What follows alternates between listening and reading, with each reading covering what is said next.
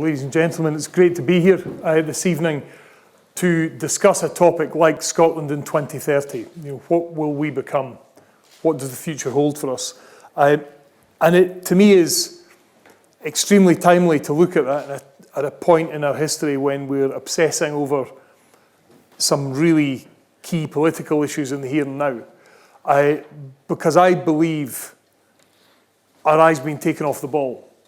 These issues that we're being asked to spend every waking moment, it seems, contemplating, which are undoubtedly very, very important for us, are nothing close to as important as the issues that are going to be raised by the technological changes that are fast approaching. And 2030, I think, is a reasonable line in the sand to look at. But the fate of many of us sort of futurists or technologists is that we always either predict things to be a bit later than they actually come or a bit earlier. So I'll put a health warning on everything I say tonight, which is none of the dates I tell you will be true. I'll get it wrong by some kind of factor either way. So I'm holding my, I'm not being held to account for anything. I sound like a politician at this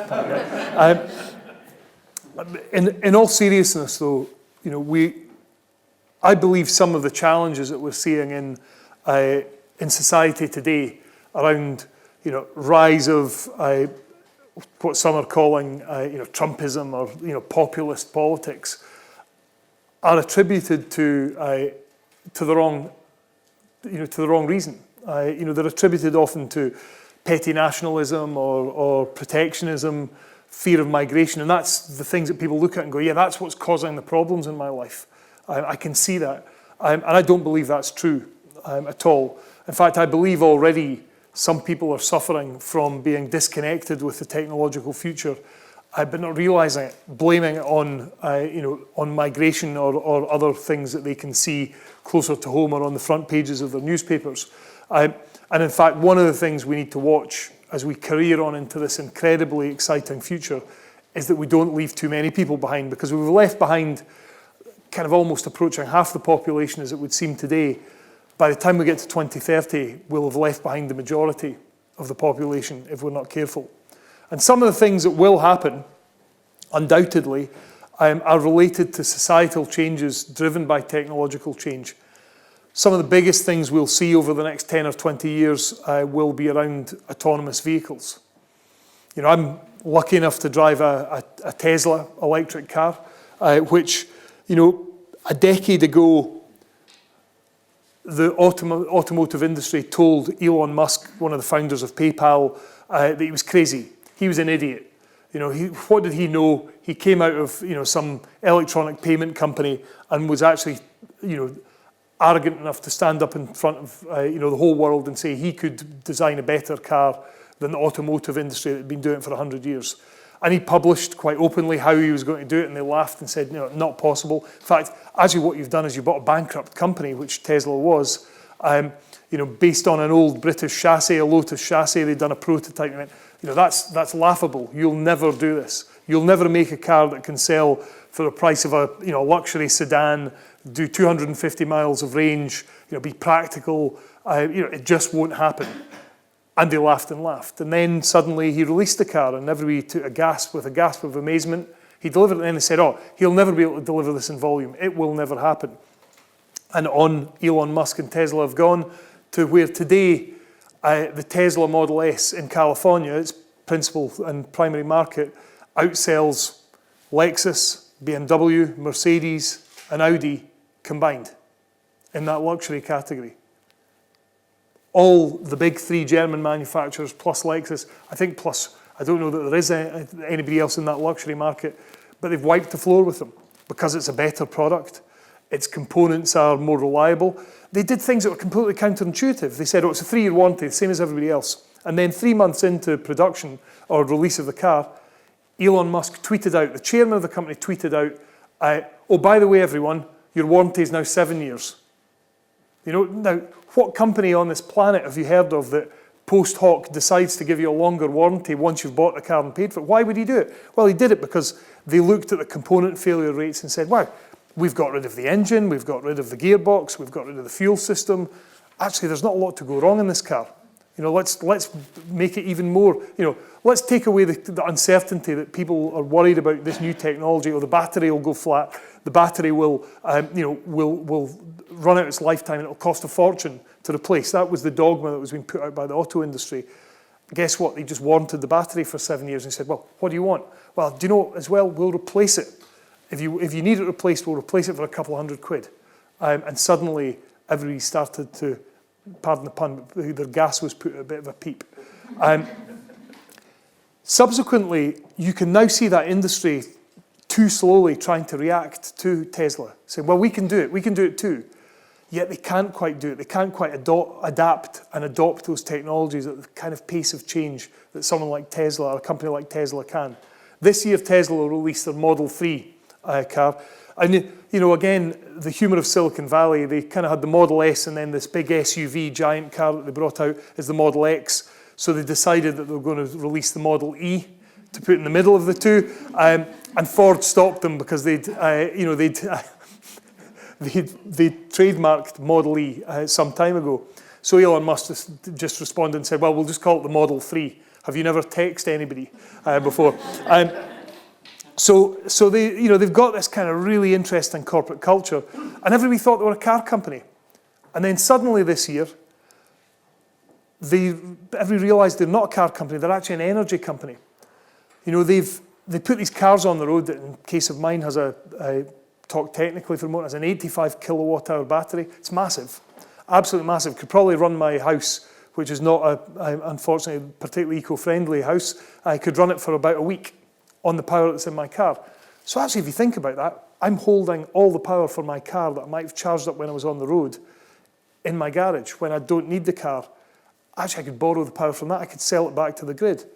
Companies like Iberdrola are now starting to take that seriously and realise that distributed power networks are not about necessarily nuclear, or renewables start to make far more sense when you've got some place to store the energy. Well, in your garage is a pretty decent place to do it. Then they've released batteries for the home. Then they've announced, and if you go and look at this online, it's absolutely beautiful. Strange thing to say about a roof, but they've released solar roofs. They've released tiles that look like slate. They've released tiles that look like terracotta, classic Californian and Mediterranean roof style, Provençal roof style, the whole lot. Pretty convincing, and every single tile generates electricity. And they reckon, they've done the maths, they think that the cost of putting that in versus a traditional roof will quite quickly cross over. So it will become the norm. Everyone will have a solar roof, not crazy, stupid-looking panels that nobody wants to see, just a normal roof. So I've picked on one company very quickly, but one of the things I haven't said about that company is that they just push ahead and release technology in a way that no one else does. So they suddenly made their cars autonomous. People said, oh, it's a decade away from it. And said, oh, by the way, we're doing it next week. And they laughed. You can't do it next week. And said, no, we have. And they've now released it, so you can buy a Tesla today and it will autonomously drive you from, let's say, Edinburgh to Dundee on the motorway. They've not quite got through regulation yet to do door-to-door, but they've shown it. Again, if you go online, you'll see a Tesla drive, press the button, it takes itself out of somebody's garage, opens the garage, drives out, picks the person up, takes them to work, drops them off at the door at work, and then goes and hunts for a parking space and parks. They're probably less than a year away from being capable of, rather than going away and parking, going away and picking up paying passengers around town and generating some cash for you while you're sitting in meetings. Now, that technology, which won't only be unique to Tesla, or is definitely not, will mean, and let's just jump to it, in 2030, driving will be a leisure pursuit. Driving will not be something you have to do because you need to get somewhere. Driving will not be a job.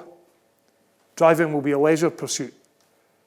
Think about that for a second. And this is where it gets into this whole point of we're living through this pace of change that's faster than any of us have ever lived through before. Pretty tough to comprehend. And actually it's the slowest it will ever be again. The pace of change, the rate of change is increasing pretty much exponentially year on year. And that will mean that 2030, there will be no driving jobs. There's the flip side of this coin. What do we do with the workforce and the talent base, which actually over the past 5 years or so, because of the rise of home delivery and things like Amazon, We're employing far more people in driving jobs than we were 10 years ago. So we're creating a real kind of tidal wave of economic challenge that's going to hit us pretty hard. And that, ladies and gentlemen, is a small stepping stone towards a bigger end game. It'll probably be a bit beyond 2030, but by 2030 you'll see this out there. Right now, with what you would class as being designed with full Federal Aviation Authority specifications, so a vehicle which can fly and from point to point still has enough redundancy and range to fiddle about if there's a problem and give you an extra half an hour of range. So the same as any commercial airliner, they're starting to build autonomous passenger carrying drones, electrically powered, probably carry about 4 people, about 100, 150 miles. When those are deliverable, rural life changes completely. These things will not cost a lot of money to operate. They'll operate on a kind of Uber model. You'll call for one and it'll come and pick you up and take you where you want to go. Infrastructure suddenly doesn't mean the same thing. We've just spent billions on the new Forth Crossing. 20, 30 years' time, we won't really need it anymore. It will come at such a pace that we will find it difficult to comprehend today, but it'll come. My last piece on Elon Musk, before I say a couple of other pieces around the technological future, is that Tesla would be pretty impressive for anybody to put on their CV and say, that's what I've done. Elon's not that kind of guy. He's also the chairman of SpaceX, which has effectively turned the space program in the US globally actually on its head. He delivers satellites into space cheaper and more effectively than anyone else can do. They laughed at me a year ago when he said he could land part of his booster section of his rocket on a moving platform on a ship in the Pacific. They laughed even more loudly when he failed 3 times and it fell into the ocean and blew in its smithereens. They didn't laugh the 4th time when it landed perfectly, or the 5th time, or otherwise. And he kind of went, yeah, I was expecting it. Software takes a little bit of time to tweak. Now, dogma would be, you would sit in a lab and you would work this out and you would test it and you would test it because you couldn't possibly fail because your space program would be shut down. His dogma is, make it cheap enough that I don't care if it fails a few times because eventually we'll get it to work. And that's the new way. The new way is fail. Fail fast, get on with it and work out the solution. And if anybody has a problem with failure, they need to go somewhere else because we're going to fail. As long as we fail in a controlled environment, that means humans don't get hurt, that means we don't go bust, we expect to fail, and that's how we progress really quickly. And you'd think he'd stop there, saying, hey, SpaceX is going to launch more satellites, we're going to take people to Mars, we're going to do that. It's a pretty big vision. No, he hasn't stopped there.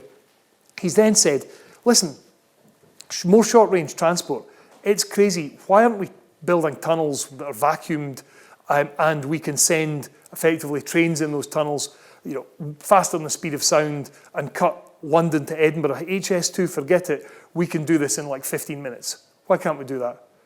And the answer is, well, you could do it if you could invent the technology. Oh, okay, let me take a bunch of folk out of SpaceX. They're pretty smart.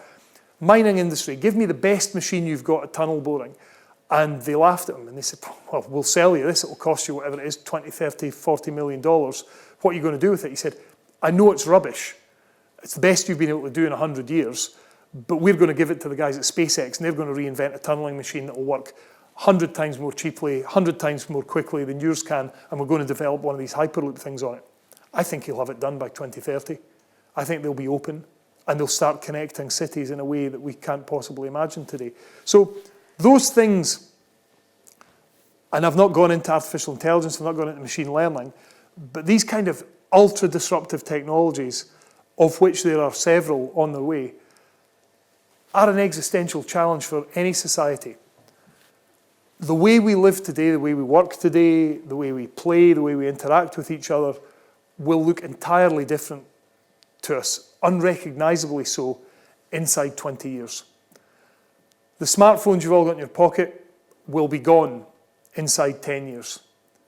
They'll be replaced by augmented reality displays, which mean you have a far more private browsing, and laptops gone. You'll see what you want to see at any particular time. You'll have wearable technology that's unobtrusive and doesn't make you look like an idiot, which is a key point.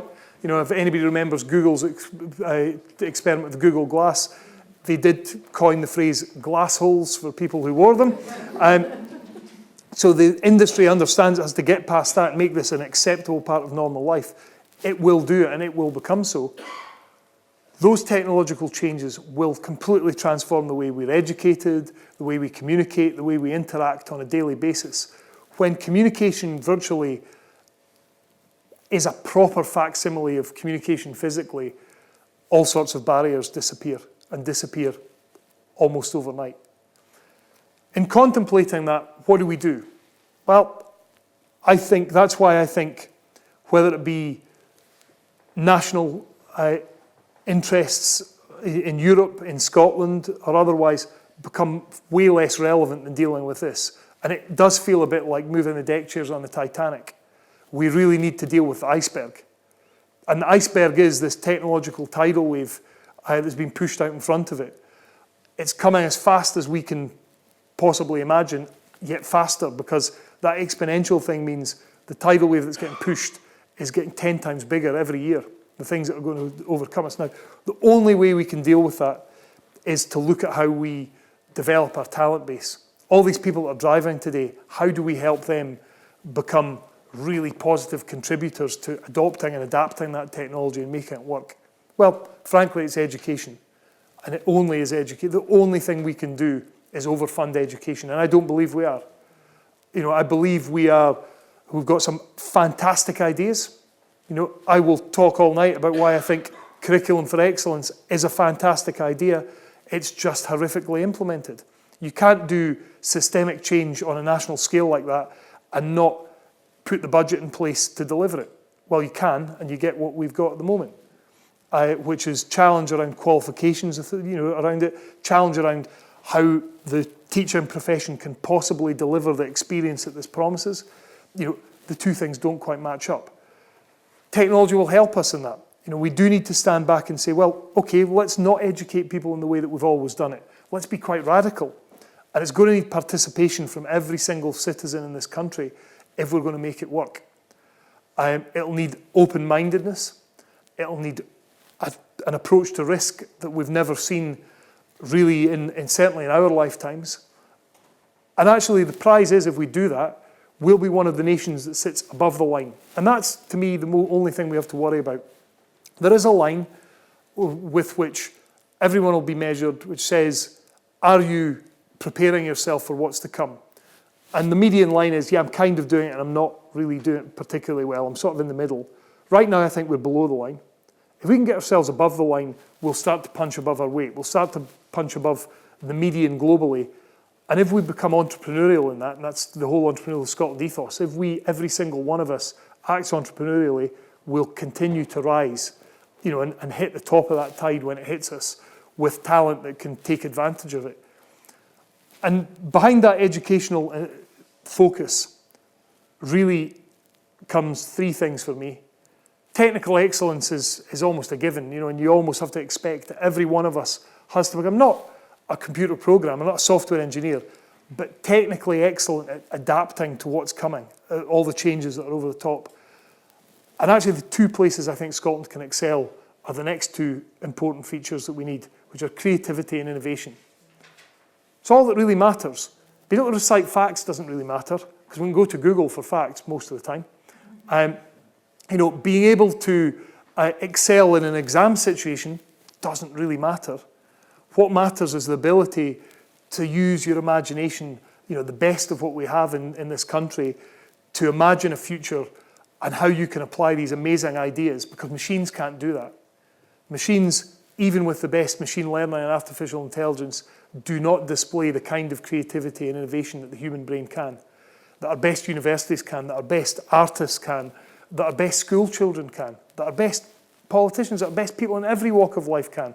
And that's what we've got to aspire to. And if we reward that, if we build on that, if we invest in that, then we'll adapt to it and we'll become one of the above-the-line countries. We'll do phenomenally well. If we don't, everybody below the line drowns, in my view. Everyone below the line. They inhabit countries that people might want to visit to spend a bit of money, but nobody wants to visit to make money. And it's not all about a capitalist dream, believe me. I think there are all sorts of ways that our society will develop beyond that. But ultimately, let's not call it money. Let's call it wealth in the broadest sense. We need to be a country that generates wealth, not a country that people come to expend a little bit of it, because then we're feeding off the leavings from the big countries' tables or the creative and innovative countries' tables, and that's not good enough for us. We need to be one of those countries that's out there creating this new brave world. And if we get it right by 2030, I can see a huge, fabulous future for Scotland. If we don't, and it's this existential, there'll be a long queue of people out the door. And some of that, to finish off, does go back to the short-term tactical. We clearly need to come out of this current period of turbulence with an enlightened society that can be dynamic and diverse in the people that we have here. You know, the demographic time bomb that we saw in Scotland kind of reversed in the past decade or so because of enlightened migration and great talent flocking to Scotland to make things work. If we see the end of that, I have a challenge understanding how we get above the line. So we can't. We simply can't. We need to work out how to keep that diversity, keep that dynamism, and inject even more creativity and innovation into this country. We do that, all is well. The bleak part is we don't. Not many of us will be around to see it. Thank you.